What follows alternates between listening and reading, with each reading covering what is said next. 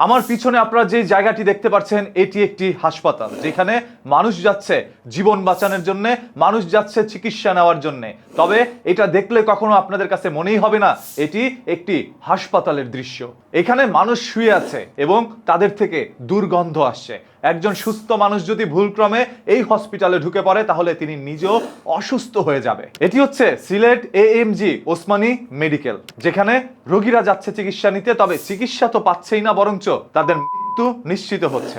এমনই কিছু তথ্য সামাজিক যোগাযোগ মাধ্যমে ইতিমধ্যে ফুটে উঠেছে। হয়তোবা এই দৃশ্যটি দেখলে আপনারা অনেকেই অবাক হয়ে যাবেন। যেখানে জীবন বাঁচানোর কথা সেখানে গেলেই মানুষের জীবন চলে যাচ্ছে। সরকার থেকে নানা ধরনের তহবিল পাওয়ার পরেও কেন এই সকল হাসপাতালগুলোর অবস্থা এরকম, সেটা দেখার কেউ নেই। আমরা যখন রাস্তার মধ্যে হাঁটি তখন পথচারী দেখা যায় না, যেন সবাই এক একজন নেতা। এক ঘরে 10 জন সদস্যর মধ্যে যেন 9 জনই নেতা, আর বাকি একজন তো সরকার। আবার তারাই বলে এই দেশে স্বৈরাচার সরকারই বারবার দরকার, যার কারণে এই সকল মেডিকেলগুলোর অবস্থা এরকম হয়ে আছে। ধরেন একটু চিন্তা করে, আজ আপনি অসুস্থ হয়েছেন, আপনার আশেপাশে কোনো হাসপাতাল নেই, আপনি ভালো চিকিৎসা নেওয়ার জন্য গিয়েছেন এই হসপিটালের মধ্যে, এবং যাওয়ার পর দেখলেন সেখানে রোগীরা চিৎকার করে আর্তনাদ করছে, ময়লা নোংরা আবর্জনার মাঝখানে শুয়ে আছে। এই পরিস্থিতি দেখে আপনি কি সেই বেডের মধ্যে শুতে পারবেন? নিশ্চয়ই আপনি সেখানে শুতে পারবেন। এবং যারা কখনো এই ধরনের কোনো পরিবেশে থাকেন নাই, দেখেন নাই, তাদের কাছে আজ হয়তোবা এই পরিবেশ দেখার পর রাতের ভাত খাওয়াটাও হারাম হয়ে যাবে।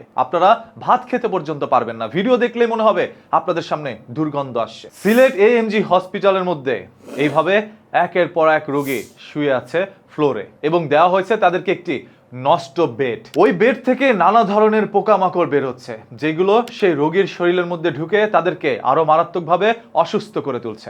আমরা কবে নিস্তার পাবো এই দেশের এই সকল পরিবেশ থেকে? আপনাদের সবার কাছে একটি রিকোয়েস্ট করবো, আপনারা তো আপনাদের জীবনে অনেক কিছু শেয়ার করেছেন, এই ভিডিওটি শেয়ার করে দেন, যাতে করে ওই হসপিটালের থাকা রোগীগুলো তাদের সঠিক চিকিৎসা পায়, চিকিৎসার অভাবে যেন তাদের জীবন না যায়। আর কত মানুষের জীবন চিকিৎসা নিতে গেলে এই দেশ পরিবর্তন হবে? এই প্রশ্ন থেকে গেল রাষ্ট্রের কাছে। আসলে এই রাষ্ট্রকে প্রশ্ন করেই বা কি লাভ? এই রাষ্ট্রই তো পরিবর্তন হয়নি, তাহলে কিভাবে পরিবর্তন হবে আমাদের চারপাশ? যেখানে মানুষ পরিবর্তন হয় না, যেখানে এই দেশের পুলিশ পরিবর্তন হয় না, হয় পুলিশের পোশাক পরিবর্তন, সেই দেশে কেউ টুপি পাঞ্জাবি পরবে আর কেউ টুপি পাঞ্জাবি খুলবে। এছাড়া মানুষ যার যার চরিত্রে একই রকম রয়ে যাবে। তাই পোশাক পরিবর্তন করে নয়, আপনার চরিত্র পরিবর্তন করুন, তাহলেই এই রাষ্ট্র, এই দেশ, এই সমাজ সবকিছু পরিবর্তন হয়ে যাবে। আর সেই পরিবর্তনের ছোঁয়া পাওয়ার জন্য চোখের সামনে যেখানে যেটা অন্যায় দেখবেন সেটাই সবার সামনে তুলে ধরবেন, কারণ বর্তমান সময় কোনো কিছু ভাইরাল না হলে সেটা সমাধান মেলে না। আসুন সমাধানের জন্য অনিয়মের প্রত্যেকটি ভিডিও